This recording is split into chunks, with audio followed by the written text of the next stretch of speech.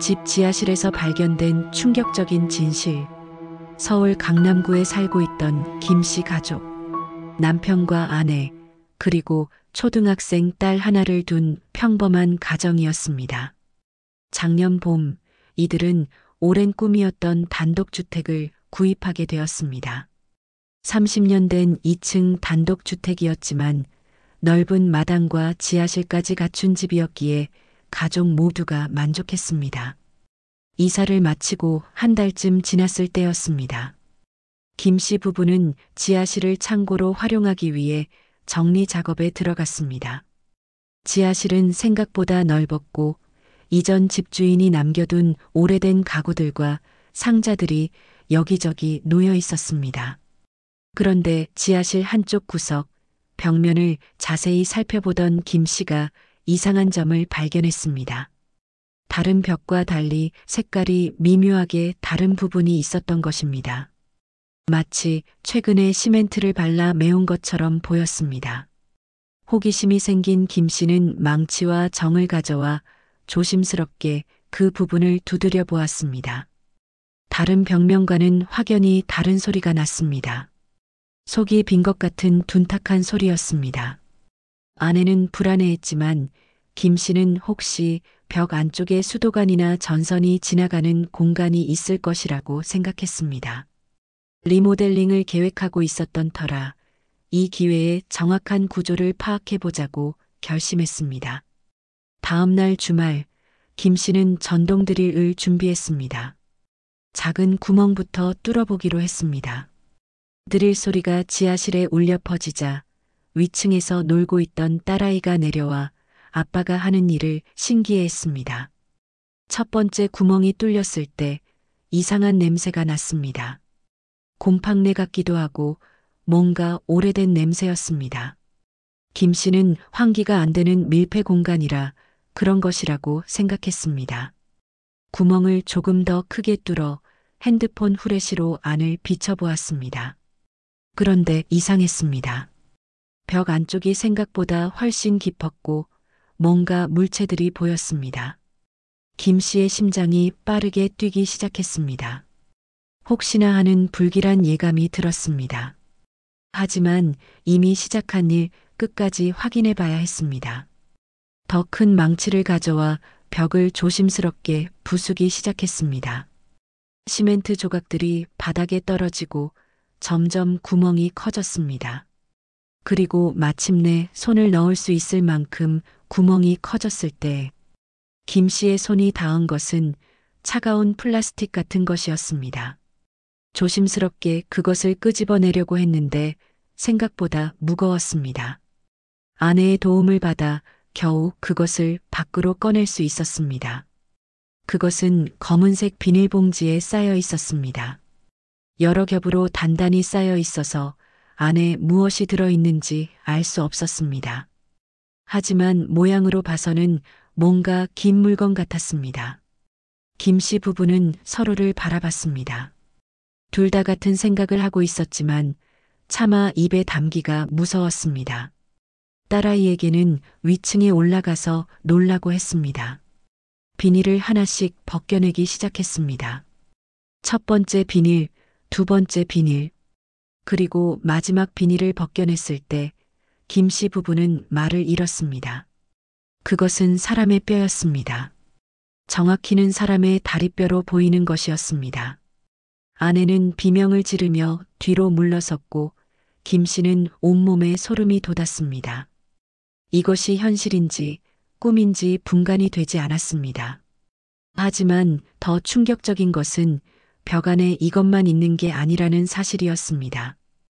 후레쉬를 다시 비춰보니 안쪽에 비슷한 검은 봉지들이 더 보였습니다. 김 씨는 떨리는 손으로 112에 전화를 걸었습니다. 경찰이 도착하기까지의 30분이 마치 30시간처럼 느껴졌습니다. 부부는 아이를 이웃집에 맡기고 경찰을 기다렸습니다. 경찰이 도착한 후 과학수사팀까지 동원되어 본격적인 조사가 시작되었습니다. 벽을 완전히 부수자 그 안에서 총 7개의 검은 봉지가 발견되었습니다. 각 봉지 안에는 사람의 신체 일부로 추정되는 뼈들이 들어 있었습니다. 과학수사팀의 1차 감정 결과 이것들은 최소 20년 이상 된 것으로 추정되었고 한 명의 성인 남성 것으로 보인다고 했습니다. 경찰은 즉시 이 집의 이전 소유자들을 추적하기 시작했습니다. 등기부등본을 통해 확인한 결과 이 집은 지난 30년간 3번의 소유권 이전이 있었습니다. 가장 최근 소유자는 5년 전에 이민을 간 박 씨 가족이었습니다. 그 이전 소유자는 15년간 거주했던 이 씨 가족이었고 최초 소유자는 집을 지은 정 씨였습니다. 수사가 진행되면서 충격적인 사실들이 하나씩 드러나기 시작했습니다. 정 씨는 이 집을 지은 후 10년을 살다가 갑자기 실종되었다는 것이었습니다. 당시 가족들은 정 씨가 사업 실패로 인한 스트레스 때문에 집을 나간 것이라고 생각했고 실종 신고도 하지 않았다고 했습니다. 하지만 DNA 감정 결과는 모든 것을 뒤바꿔 놓았습니다. 지하실에서 발견된 유골이 바로 실종된 정 씨의 것이었던 것입니다. 그렇다면 정 씨는 왜 그리고 누구에 의해 살해되었을까요? 수사팀은 정 씨의 가족들과 당시 주변 인물들을 다시 조사하기 시작했습니다. 조사 과정에서 정 씨의 아내가 남편이 실종된 직후 급하게 집을 팔았다는 사실이 밝혀졌습니다. 또한 당시 정 씨 부부는 심각한 불화를 겪고 있었고 정 씨의 아내에게는 다른 남자가 있었다는 증언도 나왔습니다. 경찰은 정 씨의 아내를 긴급 수배했지만 그녀는 이미 10년 전에 세상을 떠난 상태였습니다. 하지만 당시 그녀와 불륜관계에 있던 남성은 아직 생존해 있었습니다. 그 남성은 현재 70대로 서울 근교에서 혼자 살고 있었습니다. 경찰이 그를 체포하여 조사한 결과 마침내 30년 전의 진실이 밝혀졌습니다. 그날 밤 정 씨는 아내의 불륜을 알고 집에서 그녀와 큰 다툼을 벌였습니다.